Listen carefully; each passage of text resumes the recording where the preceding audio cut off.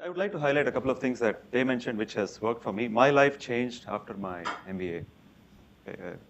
Totally, it was worth all the effort that I put inside. And one more thing that they also mentioned is the fact that it's a one MBA. I did the part-time program, but I walk out with a Stern MBA. It doesn't matter which program you go through. How many of you are CFA charter holders or going through the CFA program? Wonderful, wonderful. So I think, let me ask the panelists this. Why an MBA? How does that compare with the alphabet soup of different certificates out there, the CFA, CIPM, and so on? Why MBA? Let us start from there and work our way down. Maybe we'll let Columbia go first. Sure. So I think there are two really, there are many benefits to getting your MBA, but there are two really strong ones that I'd like to highlight. The first is that you get a really well-rounded training. So it's not just finance, it's strategy and leadership and marketing. And the sort of philosophy being that a strong leader in finance in whatever field will have a good knowledge of sort of all business, sort of the whole business language. We think of our core curriculum as if like business is a language and you should learn to speak that language in order to go into whatever field you want to. And then the second thing is obviously the network. So that's really important. It's a very big reason that people come to business school. And in an executive MBA program, it's especially exciting because your network is sort of immediate because you're sitting next to people that either are hiring themselves or know of positions at their company. So it sort of happens more quickly than it might in a full-time program. And the Columbia Business School network it's tremendous. So there are like 14,000 alumni in New York City alone. There are over 41,000 alumni in over 120 countries. So wherever you go, you're sort of immediately connected to Columbia Business School alumni, and I think that's a really important value of the program.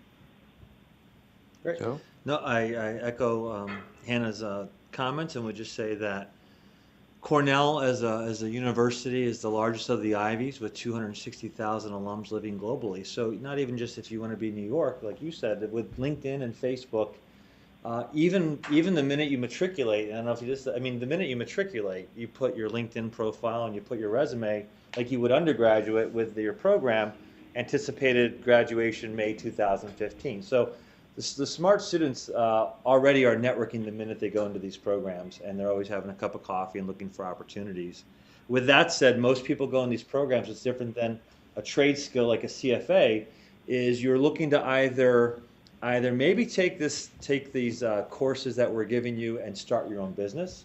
A lot of people are very entrepreneurial but might be risk adverse, and usually a good EMBA program helps you have that comfort level and that skill set. So maybe you've been in finance your whole career, but you have a gap or a void in, let's say, marketing or brand management.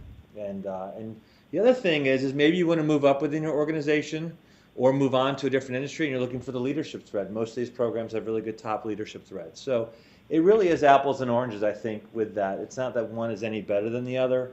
It's just how you want to look at your own career aspirations and apply the education. Yeah, that's true. And what I tell people, I never have any problem talking about the value of an MBA and marketing an MBA because to me, one of the things, whatever other thing you might be looking at, I think they can all complement and work very well with an MBA. I think the key is that it's really future proof.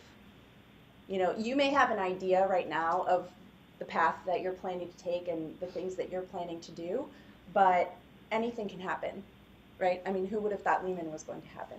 So, that degree can really sort of prepare you for whatever left turn might come up. And I think it's so valued in so many different sectors, not only in sort of the finance world and in general management or for other leadership positions, if you want to get to that C-suite, but, nonprofit, any type of sector that you might think of looking into really sees the value in the broad problem-solving skills that you get from an MBA degree. And I think that's really what makes it a really good lifelong investment for your career.